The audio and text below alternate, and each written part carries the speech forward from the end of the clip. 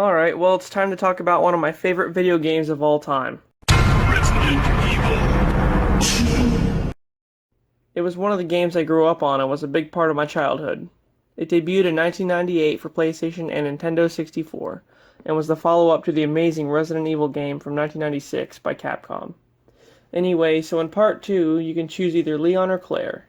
Leon is a rookie cop with his first day on the job being a glorious night in Raccoon City.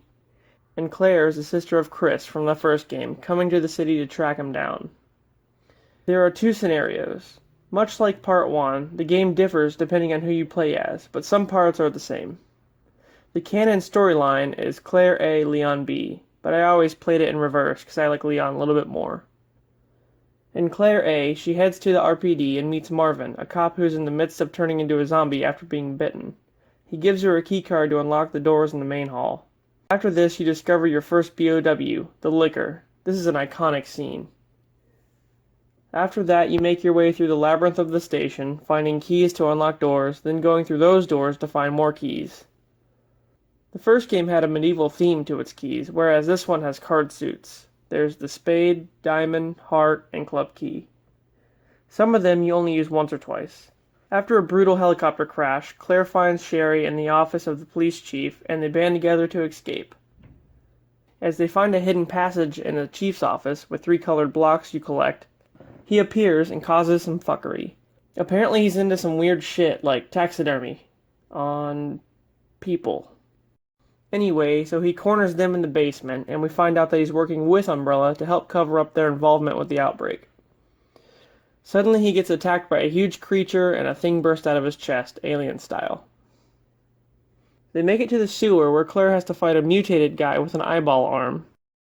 Then, after more giant spiders and Sherry getting infected by the creature, they arrive at the Nest, which is an Umbrella facility deep beneath the city. Claire meets Annette, Sherry's mother, and tells her that the creature they encountered was Sherry's father, William Birkin, and that after Umbrella tried to steal the G-Virus from him, he injected it into himself, mutating into the creature. He then chased the team who assassinated him through the sewer, and rats fed on the T-Virus, which caused the outbreak in the city. You then must create a vaccine for Sherry.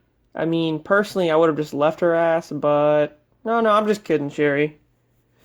So after Annette dies and the facility's self-destruct system is activated, they head to the train, and are confronted by William Birkin yet again, this time mutating into another form. You gotta put him down to escape, and the grenade launcher is your best bet. It's one of Claire's main weapons. You then board the train in GTFO. So in Leon B, Leon meets up with Marvin too, and it's basically the same, until you go upstairs and are cut off by Mr. X, a new version of the Tyrant from the previous game. In Leon's scenario, you look for chest plugs instead of blocks, and you don't interact with irons at all. Instead, you head to the basement and meet Ada Wong, who says she's looking for a porter named Ben. You find Ben and he tells you how to get out of the RPD. Then he dies the same way as Irons did. With all the plugs, you make it into the sewer, but not before fighting an adult version of the thing that came out of Ben's chest. After making it through the sewer, you fight a giant gator and are reunited with Ada. Then, you collect 2 medals, an eagle and wolf medal, from the corpses of the fallen soldiers that Birkin killed, and you proceed to the Nest. This plays out similar to Claire's run, except Ada is incapacitated instead of Sherry. But at least you don't need to get her a vaccine. Fuck 'em.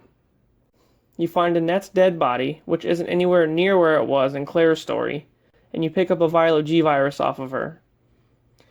You then fight Mr. X one final time, knocking him into a vat of molten metal, and then Ada turns on you and tries to get the virus. But then she falls to her death. Kinda. On the way out, you have to connect power back to the train to leave. But before you do, old Mr. X returns as a super tyrant, and you have to kill him again. This time, he moves more like the tyrant from the first game, and you'll need to dodge, duck, dip, dive, and dodge.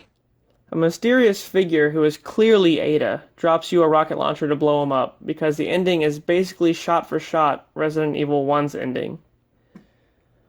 Leon escapes the Nest on the train with Claire and Sherry as the place blows up, and then you are greeted by Birkin for a final time. I've been saying final time a lot, haven't I? This time, though, he mutated into a blob with tentacles and eyeballs. So just use the rocket launcher here about 3 times and he'll die. For good, I think. They escape into the daylight of a brand new day and vow to take down Umbrella for good. But isn't this where the nuke hits? Oops, was I not supposed to say that yet? Spoiler alert, guys. That happens in the next one. Well, that was Resident Evil 2, the original, not the remake. And it ties closely into Resident Evil 3. And they happen almost simultaneously, so I'll cover that one next time. Thanks for watching.